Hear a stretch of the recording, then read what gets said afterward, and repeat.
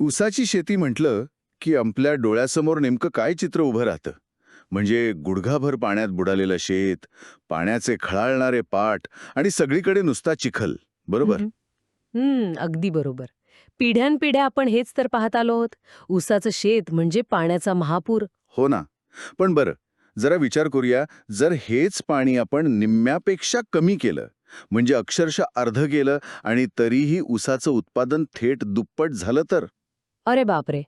ऐकायला एखाद्या जादूटोण्यासारखं किंवा अतिशयोक्ती वाटेल हे. अगदी. पण हे जादूचं नव्हे, तर विज्ञानाचं आणि अचूक गणिताचं मॉडेल आहे. आजच्या आपल्या या सखोल चर्चेत आपण एका अशा विषयाच्या खोलात जाणार आहोत, जो महाराष्ट्राच्या शेतीचा चेहरामोहरा पूर्णपणे बदलून टाकण्याची ताकद ठेवतो. हं. आणि आज आपल्याकडे जो तांत्रिक डेटा आणि विस्तृत प्रकल्प अहवाल आहे, त्यावरून ही चर्चा खूपच रंजक होणार आहे. नक्कीच. तर आज आपण महाराष्ट्र कृष्णा खोरे विकास महामंडळाच्या म्हणजेच MKVDCच्या कोल्हापूर जिल्ह्यातील आजरा येथील चिकोत्रा प्रकल्पाचं विश्लेषण करणार आहोत. बरोबर. आणि आपला उद्देश फक्त एखाद्या धरणाची किंवा कालव्याची माहिती घेणं हा नाहीये बरं का. पारंपरिक शेतीकडून थेट, ज्याला आपण सायफाय म्हणू शकतो, अशा आधुनिक कृषी तंत्रज्ञानाकडे हा प्रकल्प कसा झेप घेतोय याचा आपण आज वेध घेणार आहोत. म्हणजे तुम्ही मेकॅनाइज्ड सेंटर पिव्होट इरिगेशनबद्दल बोलत आहात. अगदी तेच. Centre pivot irrigation. आणि हा प्रवास खरोखरच अचंबित करणारा आहे. कारण कसं आहे, आजवर सिंचन प्रकल्प म्हटलं, की आपल्या डोळ्यासमोर फक्त सिमेंटची मोठी धरणं आणि लांबच लांब जाणारे कालवे येतात. खरंय. आणि तोच आपला समज असतो सिंचनाबद्दल. हो, पण चिकोत्रा प्रकल्प हा या पारंपरिक चौकटीला मोडून काढतो. आपण आज एका अशा तंत्रज्ञानाबद्दल बोलणार आहोत, जे पाण्याला फक्त शेतापर्यंत आणून सोडत नाही, अच्छा, मग ते काय करतं? तर ते पाण्याचा प्रत्येक थेंब मोजून अतिशय अचूकपणे पिकाच्या मुळांपर्यंत पोचवतं. आणि हे सगळं कसं होतं, त्यामागे कोणतं विज्ञान आहे, आणि सर्वात महत्त्वाचं म्हणजे याचा थेट फायदा तळागाळातील शेतकऱ्याला कसा होतो, हे समजून घेणं खूप गरजेचं आहे. तर काय आहे हे समजून घेणं गरजेचं असतं ना. अगदी बरोबर. मुळावर जावं लागतं. हं. तर आज घडीला शेतीला पाणी देण्याच्या आपल्या पारंपरिक पद्धतीमध्ये नेमकी अडचण काय आहे? आपण या पूर सिंचन किंवा ज्याला फ्लड इरिगेशन म्हणतात त्यातून बाहेर का पडलं पाहिजे? याचं सर्वात मोठं कारण म्हणजे पाण्याची होणारी प्रचंड मोठी नासाडी. म्हणजे आता बघा, आपण पिढ्यानपिढ्या शेताला पाणी कसं देतो? थेट कालव्यातून किंवा विहिरीतून मोठी मोटार लावून पाणी सोडलं जातं. अगदी. आणि संपूर्ण शेत पाण्याने तुडुंब भरलं जातं. पण या पद्धतीचं जेव्हा आपण तांत्रिक विश्लेषण करतो ना, तेव्हा एक धक्कादायक सत्य समोर येतं. धक्कादायक? म्हणजे काय? या पूर सिंचनाची पाण्याची कार्यक्षमता, ज्याला आपण वॉटर एफिशियन्सी म्हणतो, ती केवळ 30 ते 40% इतकीच आहे. एक मिनिट. फक्त 30 ते 40%? हो. याचा सरळ अर्थ असा, की जर आपण शेताला 100 लिटर पाणी दिलं, तर त्यातील फक्त 30 ते 40 लिटर पाणीच प्रत्यक्ष पिकाच्या मुळांपर्यंत पोचतं किंवा पीक ते शोषून घेऊ शकतं. अरे बापरे. म्हणजे उरलेल्या 60-70 लिटर पाण्याचं होतं काय? ते कुठे गायब होतं? कसं आहे, ते पाणी 3 प्रकारे वाया जातं. पहिलं म्हणजे बाष्पीभवन किंवा इव्हॅपोरेशन. अच्छा. म्हणजे उन्हामुळे उडून जातं. होय. उघड्यावर पाणी साचलेलं असल्याने सूर्याच्या उष्णतेने त्याचं मोठ्या प्रमाणावर बाष्पीभवन होतं. दुसरं म्हणजे डीप पर्कोलेशन. डीप पर्क्युलेशन म्हणजे जमिनीच्या आत झिरपतं ते. अगदी बरोबर. पाणी जमिनीच्या खूप खोलवर झिरपून जातं, जिथवर पिकाची मुळं पोचूच शकत नाहीत. त्यामुळे ते पाणी पिकाला काहीच उपयोगी पडत नाही. म्हणजे ते पाणी असून नसल्यासारखंच आहे. खरंय. आणि तिसरं म्हणजे कालव्यातून पाणी शेतापर्यंत आणताना वाटेतच होणारी पाण्याची प्रचंड गळती. या सगळ्यामुळे आपण अक्षरशः बहुतांश पाणी वाया घालवत असतो. हे ऐकल्यावर मला एक साधं उदाहरण आठवतंय. हं. म्हणजे बघा, ही सध्याची पूर सिंचन पद्धत म्हणजे एखाद्या लहान कुंडीतल्या लोपट्याला पाणी देण्यासाठी आपण थेट फायर ब्रिगेडच्या पाईपने म्हणजे एखाद्या मोठ्या फायर होजने पाणी मारल्यासारखे आहे. क्या बात आहे. अगदी चपखल उदाहरण आहे हे. हो ना. कारण त्यात त्या बिचाऱ्या रोपाला कमी आणि आजूबाजूलाच पाणी जास्त वाया जातं. आणि मुळात त्या रोपाला खरंच एवढ्या पाण्याचा मारा सहन करण्याची क्षमता असते का, याचा आपण विचारच करत नाही. अगदी. आणि ह्याच फायर होसच्या उदाहरणाला जर आपण विज्ञानाच्या कसोटीवर घासून बघितलं ना, हं. तर त्यात आणखी एक मोठी समस्या दडलेली आहे. ती कोणती? जेव्हा आपण शेत पाण्याने असं भरून काढतो, तेव्हा जमिनीतील मातीच्या कणांमध्ये जी हवा किंवा ऑक्सिजन असतो, हं. तो पूर्णपणे बाहेर ढकलला जातो. अच्छा. म्हणजे मातीतली हवा निघून जाते. हो. आणि पिकाच्या मुळांना जगण्यासाठी फक्त पाण्याची गरज नसते, तर त्यांना श्वास घेण्यासाठी ऑक्सिजनचीही तेवढीच मोठी गरज असते. हं. म्हणजे जास्त पाण्यामुळे मुळं गुदमरतात तर. अगदी बरोबर. पाणी खूप काळ साठून राहिल्यामुळे मुळं अक्षरशः गुदमरतात, त्यांची वाढ खुंटते. थोडक्यात सांगायचं तर रोपाला पाण्याची गरज असते, पुराची नाही. क्या बात आहे, हे खूपच महत्वाचं निरीक्षण आहे. रोपाला पाण्याची गरज असते, पुराची नाही. पण या तांत्रिक अडचणी व्यतिरिक्त कालव्याच्या पाण्यामुळे एक खूप मोठा सामाजिक प्रश्नही निर्माण होतो नाही का? हेड आणि टेलचा प्रश्न, तो नेमका काय प्रकार आहे? होय, ही एक अतिशय गंभीर समस्या आहे.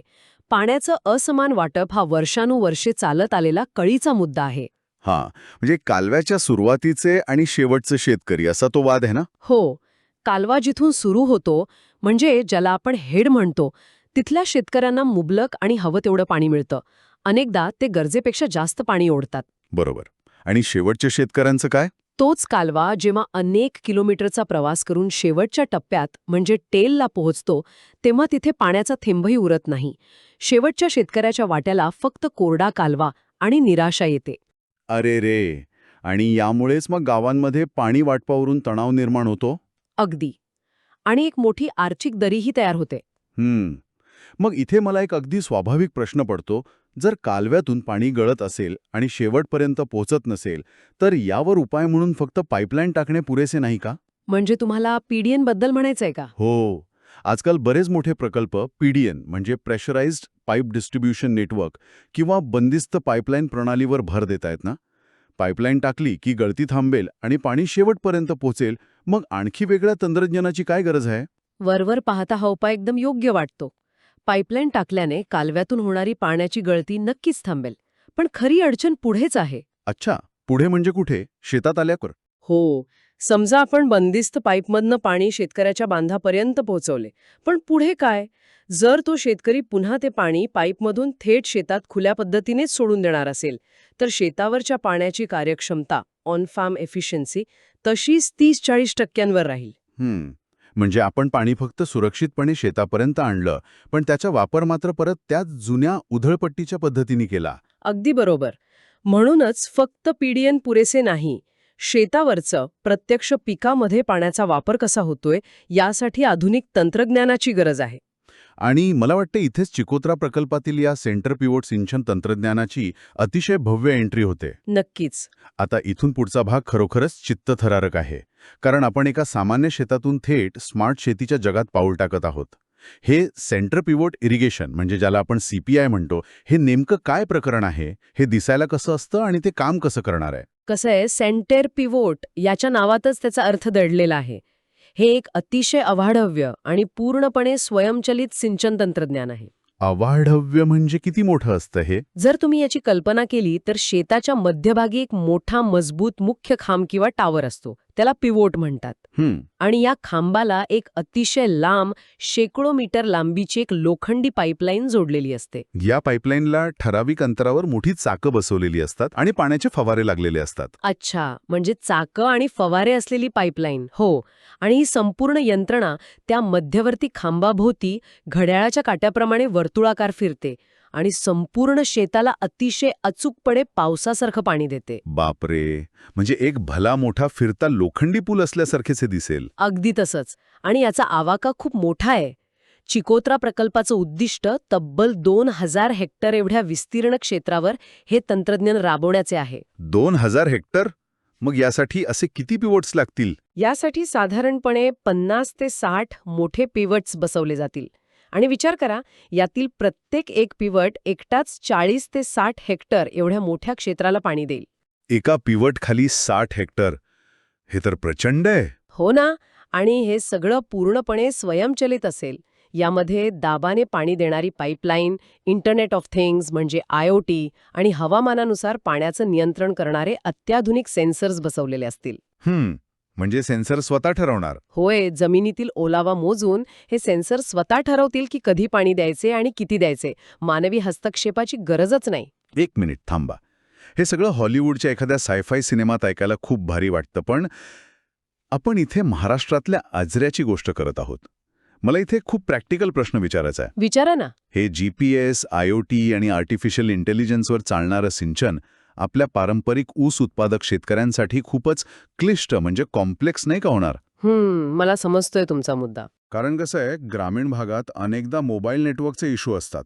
शिवाय ज्या शेतकऱ्याला पिढ्यानपिढ्या फक्त विहिरीची किंवा कालव्याची मोटर चालू बंद करायची सवय आहे, तो अचानक IoT आणि सेन्सरचा हा तांत्रिक डेटा कसा वाचणार? हे कागदावर छान दिसतंय, पण प्रत्यक्षात हे राबवणं खरंच शक्य आहे का? हां, अतिशय रास्त आणि कळीचा प्रश्न आहे. पण इथेच या सिस्टमचं डिझाईन समजून घेणं महत्त्वाचं ठरतं. अच्छा, म्हणजे यात काही वेगळी व्यवस्था आहे. हो, या प्रकल्पात प्रत्येक शेतकऱ्याला वैयक्तिकरित्या हे मोठे पिवट्स हाताळायचेच नाहीयेत. हे एकट्या-दुकट्या शेतकऱ्याचं काम नाहीये मुळी. मग हे चालवणार कोण? यासाठी वॉटर युजर असोसिएशन्स म्हणजेच पाणी वापर संस्थांची निर्मिती केली जाते. तंत्रज्ञानाचं नियंत्रण एका मध्यवर्ती प्रणालीद्वारे म्हणजे सेंट्रलाइज्ड कंट्रोल रूममधून होते. अच्छा, म्हणजे गाव पातळीवर एक संस्था असेल जी हे व्यवस्थापन बघेल. अगदी बरोबर. आणि सर्वात थक्क करणारी गोष्ट म्हणजे हे तंत्रज्ञान जेवढं प्रगत आहे, तेवढंच ते वापरण्यास सोपं बनवण्यात आलं आहे. याचं संपूर्ण नियंत्रण एका साध्या मोबाईल ॲपशी जोडलेलं असतं. म्हणजे ॲपवरून पूर्ण पिव्हट फिरवता येतो. हो, ज्याप्रमाणे आपण आजकाल मोबाईलवरून बँकेचे व्यवहार करतो ना, हो. तशा सोप्या इंटरफेसवर हे चालतं. आणि जरी एखाद्या शेतकऱ्याला ते हाताळता आलं नाही, तरी पाणी वापर संस्थेचे प्रशिक्षित ऑपरेटर ते चालवतात. म्हणजे तंत्रज्ञान कितीही प्रगत असलं तरी त्याचा जो युजर इंटरफेस आहे तो अतिशय सोपा ठेवण्यात आला आहे, जेणेकरून कोणालाही ते सहज वापरता येईल. बरोबर. आणि याचे परिणाम अतिशय क्रांतिकारी आहेत. मगाशी आपण बघितलं की पूर सिंचनाची कार्यक्षमता 30-40% असते. हो, ते खूपच कमी होतं. पण या पिव्होट तंत्रज्ञानामुळे ही कार्यक्षमता थेट 85 ते 90% जाते. 90%. म्हणजे जवळजवळ सगळंच पाणी पिकाला मिळतं. हो. तसेच पाण्याची समानता युनिफॉर्मिटी 90% जास्त असते. आणि सर्वात महत्त्वाचे म्हणजे सिस्टम स्वयंचलित असल्यामुळे आणि पाणी बंदिस्त पाईपमधून मोजून दिले जात असल्याने पाण्याची चोरी पूर्णपणे थांबते. आणि यामुळे टेलच्या शेतकऱ्यालाही हमखास पाणी मिळणार. नक्कीच. सर्वांना त्यांच्या वाट्याचं पाणी अतिशय अचूकपणे मिळतं. म्हणजे तंत्रज्ञानाने केवळ पाण्याचा अपव्ययच थांबवला नाही, तर मानवी हस्तक्षेपातून होणाऱ्या चुका, पाण्याची चोरी आणि वादही कायमचे मिटवले. हे खरंच अप्रतिम आहे. पण बरं, आता या चर्चेच्या सर्वात महत्त्वाच्या वळणावर येऊया. अर्थकारण आणि उत्पादनातील जादू. हां, माझाही आवडता भाग आहे. कारण कसं आहे, तुम्ही कितीही चांगलं तंत्रज्ञान आणलं तरी शेवटी कुठल्याही शेती प्रकल्पाचं यश हे शेतकऱ्याला किती उत्पन्न मिळतं यावरच अवलंबून असतं. आपल्याकडील तांत्रिक अहवालानुसार या प्रकल्पात उत्पादनाची काय जादू होणार आहे? उसाला पूर सिंचनाद्वारे हेक्टरी 2000 ते 2500 मिलीमीटर एवढं प्रचंड पाणी दिलं जातं. 2500 मिलीमीटर खूप झालं हे. हो. आणि एवढं पाणी देऊनही साधारण 70 ते 80 टन प्रति हेक्टर इतकंच उत्पादन मिळतं. पण सेंटर पिव्होट तंत्रज्ञानामुळे पाण्याचा वापर थेट अर्ध्यावर येईल. म्हणजे किती? म्हणजे 1000 ते 1100 मिलीमीटरवर येईल. आणि आश्चर्याची गोष्ट म्हणजे पाणी अर्ध करूनही उसाचे उत्पादन थेट 140 ते 200 टन प्रति हेक्टरपर्यंत वाढण्याची अपेक्षा आहे. काय सांगताय? म्हणजे पाण्याचा वापर निम्म्याने कमी आणि उत्पादन मात्र दुप्पट? अगदी तेच. पण हे कसं शक्य आहे? पाणी निम्म आणि उत्पादन दुप्पट. हे लॉजिक बुद्धीला सहजासहजी पटत नाहीये. मगाशी मी फायर होसची अॅनालॉजी दिली होती. आता या दुप्पट उत्पादनाची तुलना मी एका उत्तम खेळाडूशी करू इच्छितो. सांगा ना. हे म्हणजे एखाद्या सामान्य व्यक्तीला अचानक ऑलिम्पिक स्तरावरील हाय परफॉर्मन्स डाएट आणि ट्रेनिंग देण्यासारखं आहे ना. म्हणजे समजा ऑलिम्पिक खेळाडूला महिन्याभराचं जेवण एकाच दिवशी कोंबून खाऊ घातलं तर तो आजारी पडेल. बरोबर. त्याऐवजी त्याला जेवढ्या कॅलरीज लागतात अगदी तेवढ्याच आणि योग्य वेळी दिल्या जातात. ऊसाच्या बाबतीतही हेच होतंय का इथे? हे उदाहरण अगदी 100% अचूक आहे. आणि फक्त जेवणच नाही तर सप्लिमेंट्स सुद्धा. मगाशी आपण बघितलं की वनस्पतीला जगण्यासाठी पाण्याची नव्हे तर ओलाव्याची आणि ऑक्सिजनची गरज असते. ओलावा महत्वाचा. पिव्होट सिस्टीममध्ये पिकाला अगदी त्याच्या गरजेनुसार योग्य वेळी आणि योग्य प्रमाणात पाणी मिळतं. पण या दुप्पट उत्पादनामागे आणखी एक मोठं विज्ञान आहे ज्याला फर्टिगेशन म्हणतात. एक मिनिट. फर्टिगेशन हे नेमकं काय असतं? फर्टिलायझर आणि इरिगेशन एकत्र. अगदी बरोबर ओळखलत. पारंपरिक शेतीत आपण काय करतो? खताची पोती थेट शेतात फेकून देतो. जेव्हा आपण पुरासारखं पाणी देतो तेव्हा ती महागडी खतं पाण्यासोबत वाहून जातात किंवा जमिनीच्या खूप खाली निघून जातात, जिथे मुळं पोचू शकत नाहीत. अच्छा, म्हणजे खतही वाया जातं. हो, याला लीचिंग म्हणतात. पण फर्टिगेशनमध्ये खतं पाण्यात विरघळवून पिवोटच्या माध्यमातून थेट पिकाच्या मुळांपर्यंत थेंबाथेंबाने दिली जातात. अरे वा, म्हणजे खतं फवाऱ्यातूनच दिली जातात. होय, म्हणजेच पिकाला त्याचं हाय परफॉर्मन्स डाएट अतिशय अचूकपणे मिळतं. यामुळे पिकाची वाढ जोमदार होते, ऊसाची जाडी वाढते आणि सर्वात महत्त्वाचं म्हणजे ऊसातील साखरेचा उतारा म्हणजे शुगर रिकव्हरी वाढते. म्हणूनच कमी पाण्यात दुप्पट उत्पादन शक्य होतं. हे विज्ञान खरंच थक्क करणारं आहे. पण आता मला याच्या अर्थशास्त्रावर यायचं आहे.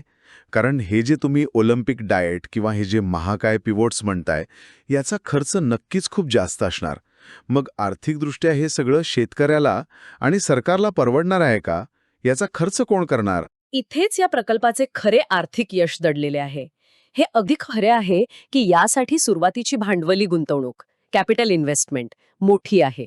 एका हेक्टरसाठी पिवोट सिस्टमचा खर्च साधारण 2.5 ते 3 लाख रुपये इतका येतो. 2.5 ते 3 लाख? आणि पूर्ण प्रकल्पाचा विचार केला तर? संपूर्ण 2000 हेक्टरच्या प्रकल्पाचा विचार केला तर 50 ते 60 कोटी रुपये खर्च अपेक्षित आहे. पण आता आपण यातून मिळणाऱ्या फायद्याचा आर्थिक विचार करूया. सांगा. ऊसाचे उत्पादन दुप्पट झाल्यामुळे शेतकऱ्याच्या उत्पन्नात एका हेक्टरमागे तब्बल 60,000 ते 1 लाख रुपयांची निव्वळ वाढ होते. बापरे, म्हणजे हेक्टरी 1 लाखाचा निव्वळ फायदा? होय, आणि फायदा फक्त उत्पन्नातच नाहीये. सिस्टम स्वयंचलित असल्यामुळे मजुरीचा खर्च 70 ते 80% कमी होतो. खतांचा वापर कमी होतो, पाण्याची आणि विजेची मोठी बचत होते. म्हणजे सगळ्याच बाजूंनी बचत आहे. हो ना. या सगळ्याचा एकत्रित विचार केला तर गुंतवणुकीची परतफेड किंवा पेबॅक पिरियड अवघा 3 ते 4 वर्षांचा आहे. प्रकल्पाचा IRR म्हणजे इंटरनल रेट ऑफ रिटर्न 25% जास्त आहे. 25% IRR हा तर खूप चांगला नंबर आहे. अगदी. आर्थिक परिभाषेत सांगायचं तर असा कोणताही प्रकल्प ज्याचा IRR एवढा जास्त असतो ती अतिशय फायदेशीर, सुरक्षित आणि दीर्घकाळासाठी शाश्वत गुंतवणूक मानली जाते. म्हणजे हा फक्त कागदावरचा खर्च नाही, तर एक अतिशय मजबूत परतावा देणारी गुंतवणूक आहे, जी स्वतःचा खर्च स्वतःच 3-4 वर्षात वसूल करून देते. बरोबर. आता आपण या सगळ्या चित्राला थोडं झूम आउट करूया. एका मोठ्या दृष्टिकोनातून बघितलं म्हणजे राज्याच्या आणि देशाच्या पातळीवर, तर हे तंत्रज्ञान सरकारी धोरणांशी तसं जुळवून घेतं. कारण आजकाल आपण कुठेही गेलो तरी शाश्वतता किंवा सस्टेनेबिलिटी हा शब्द नेहमी ऐकतो. हा प्रकल्प खऱ्या अर्थाने शाश्वत कसा आहे? तसं पाहिलं तर हा प्रकल्प भारत सरकारच्या आणि राज्याच्या अनेक महत्वाकांक्षी धोरणांचं थेट प्रात्यक्षिकच आहे. जसं की भारत सरकारची पर ड्रॉप मोर क्रॉप ही योजना. म्हणजे प्रत्येक थेंबातून जास्त पीक. हो, या योजनेचा मुख्य उद्देशच हा आहे की पाण्याचा प्रत्येक थेंब सत्कारणी लागला पाहिजे. तसंच शेतकऱ्यांचं उत्पन्न दुप्पट करणे हे जे मोठं ध्येय आहे त्याला हा प्रकल्प प्रत्यक्ष आकड्यांसह आणि कृतीतून सिद्ध करून दाखवतो. हे तर आहेच. पण हवामान बदलाचे काय? तोच माझा पुढचा मुद्दा होता. आज आपण हवामान बदलाच्या क्लायमेट चेंजच्या काळात जगत आहोत. पावसाचं प्रमाण अनिश्चित होत चालले आहे. जेव्हा पाऊस कमी पडतो तेव्हा शेतकरी भूजलाचा म्हणजे बोरवेलचा वारेमाप उपसा करतात. हो, आणि मग जमिनीखालचं पाणी संपत जातं. अगदी. पण या तंत्रज्ञानामुळे पाण्याची गरज निम्म्याहून कमी झाल्यानं भूजलावरील ताण प्रचंड कमी होतो. हा एक अतिशय महत्वाचा क्लायमेट रेझिलियन्स उपाय आहे. खरंय. आणि ऊर्जेच्या बाबतीत? आणखी एक महत्वाची गोष्ट म्हणजे ही पिवॉट सिस्टम सौर ऊर्जेशी म्हणजे सोलर पॉवरशी सहज जोडली जाऊ शकते. डिझेल पंप किंवा ग्रीडच्या विजेवर अवलंबून न राहता सौर ऊर्जेवर चालणारी ही यंत्रणा कार्बन उत्सर्जन कमी करून खऱ्या अर्थाने ग्रीन फार्मिंगला प्रोत्साहन देते. वा, तुम्ही जे हे सगळे तांत्रिक आणि धोरणात्मक मुद्दे मांडले ना, त्यावरून मला एका वेगळ्याच गोष्टीचं निरीक्षण मांडावंसं वाटतंय. नक्की सांगा. आपण आत्तापर्यंत पाणी, तंत्रज्ञान, उत्पादनाची जादू आणि पैशांबद्दल सविस्तर बोललो. पण या सगळ्याचा एक खूप मोठा आणि महत्वाचा सामाजिक पैलू आहे जो आपण विसरता कामा नये. कोणता पैलू? आपल्याकडे उन्हाळा आला की गावांमध्ये कालव्याच्या कडेला पाण्यावरून होणारे वाद, संघर्ष आणि प्रसंगी हाणामारीच्या बातम्या आपण नेहमी वाचतो किंवा पाहतो. पण या चिकोत्र्या प्रकल्पात पाण्याचा समान वाटप होणार आहे आणि वॉटर युजर असोसिएशनच्या माध्यमातून शेतकरी स्वतःच एकत्र येऊन या पाण्याचं व्यवस्थापन करणार आहेत. बरोबर. म्हणजे मला असं वाटतं की ही केवळ एक कृषी किंवा तांत्रिक सुधारणा नाहीये, तर ग्रामीण भागातील पाण्यासाठी होणारे वर्षानुवर्षांचे संघर्ष कायमचे मिटवणारी, शेवटच्या माणसाला त्याचा पाण्याचा हक्क मिळवून देणारी आणि गावांमध्ये एकी वाढवणारी ही एक मोठी सामाजिक क्रांती आहे. हे अत्यंत अचूक आणि संवेदनशील निरीक्षण आहे तुमचं. पाण्याचे समान वाटप हा केवळ एक तांत्रिक किंवा इंजिनिअरिंगचा शब्द नाही, तर तो ग्रामीण अर्थव्यवस्थेचा आणि न्यायाचा प्रश्न आहे. अगदी खरंय. टेलच्या म्हणजे कालव्याच्या शेवटच्या शेतकऱ्याला जेव्हा हेडच्या शेतकऱ्याएवढेच हमखास पाणी मिळेल, तेव्हा सामाजिक आणि आर्थिक विषमता आपोआप कमी होईल. पाण्यावर सर्वांचा समान हक्क प्रस्थापित होईल. हां. आणि म्हणूनच या अहवालात अशी एक अतिशय ठळक शिफारस करण्यात आली आहे की MKVDCने यापुढे येणाऱ्या नवीन सिंचन प्रकल्पांसाठी आणि जुन्या कालव्यांच्या आधुनिकीकरणासाठी सेंटर पिव्हट सिंचन हे एक मानक तंत्रज्ञान किंवा स्टँडर्ड टेक्नॉलॉजी म्हणून स्वीकारावे. बरं. तर एकंदरीत आपण आजच्या या अतिशय रंजक आणि माहितीपूर्ण चर्चेच्या शेवटाकडे आलो आहोत. जर आजच्या या सखोल विश्लेषणाचा थोडक्यात आढावा घ्यायचा ठरवला, तर आजराचा हा चिकोत्रा प्रकल्प केवळ 2000 हेक्टरपुरता मर्यादित राहणारा प्रकल्प नाहीये. होय. हा प्रकल्प आपल्याला एक आशादायी चित्र दाखवून देतो की योग्य आणि आधुनिक तंत्रज्ञानाच्या मदतीने आपण 70 ते 80% पाण्याचा अपव्यय थांबवू शकतो, ऊसासारख्या जास्त पाणी पिणाऱ्या पिकाचं उत्पादन थेट दुप्पट करू शकतो, खतांचा आणि मजुरीचा खर्च वाचवू शकतो आणि सर्वात महत्त्वाचं म्हणजे 100% शेतकऱ्यांना त्यांच्या हक्काचं पाणी समान आणि न्याय्य पद्धतीने देऊ शकतो. हा प्रकल्प खऱ्या अर्थाने महाराष्ट्रासाठी आणि भारतासाठी भविष्यातील सिंचनाचा एक आदर्श नमुना किंवा नॅशनल मॉडेल बनू शकतो, यात अजिबात शंका नाही. नक्कीच. मलाही तसंच वाटतं. या प्रकल्पामुळे संपूर्ण महाराष्ट्रालाच नव्हे तर देशाला कृषी क्षेत्रात एका नव्या युगाची दिशा मिळू शकते.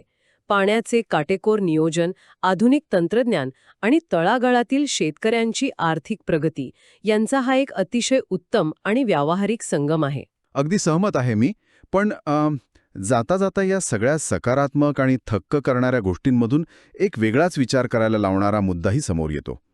यावर आजच्या आपल्या माहितीत थेट चर्चा केलेली नाही, पण या सगळ्या तांत्रिक प्रगतीतून हा विचार नक्कीच डोकावतो आणि तो विचार करण्यासाठी मी आपल्याला प्रवृत्त करू इच्छितो. कोणता विचार? आपण थोडा विचार करूया. जर कृत्रिम बुद्धिमत्ता, सॅटेलाइट मॉनिटरिंग, जमिनीतील सेन्सर्स आणि मोबाईल ॲप्समुळे आपली शेती इतकी अचूक आणि पूर्णपणे स्वयंचलित झाली की कधी पाणी द्यायचे, किती खत द्यायचे, हे सगळे निर्णय अल्गोरिदम आणि मशीनच घेऊ लागले, तर भविष्यात शेतीची जी एक पारंपरिक कला आहे, जी पिढ्यानपिढ्या अनुभवातून चालत आली आहे, तिचं काय होईल? शेतकऱ्याचे मातीशी, पिकाशी असलेले जे एक भावनिक नाते आहे, तो मातीचा सुगंध, पिकाचा रंग बघून पाण्याची गरज ओळखण्याची त्याची जी हातोटी आहे, हे सगळं पूर्णपणे डेटा सायन्सच्या हाती जाईल का? आणि या अफाट तांत्रिक क्रांतीमुळे आपली ग्रामीण संस्कृती आणि तिथली जीवन पद्धती कशी बदलेल? हा खरंच खूप खोल विचार आहे. हो ना? या अशा एका अतिशय महत्त्वाच्या आणि नव्या वळणावर आज आपण उभे आहोत, जिथे निसर्ग आणि तंत्रज्ञान एकमेकात मिसळत आहेत. हे नाते भविष्यात कसे आकार घेईल, हा प्रश्न अनुत्तरित ठेवून आणि यावर विचार करण्याचं आवाहन करून आपण आजची ही सखोल चर्चा इथेच थांबूया. नक्कीच. पुन्हा भेटूया अशाच एका नवीन, कुतूहलवर्धक आणि माहितीपूर्ण विषयासह. तोपर्यंत नवीन गोष्टी शोधत रहा, विचार करत रहा आणि शिकत रहा.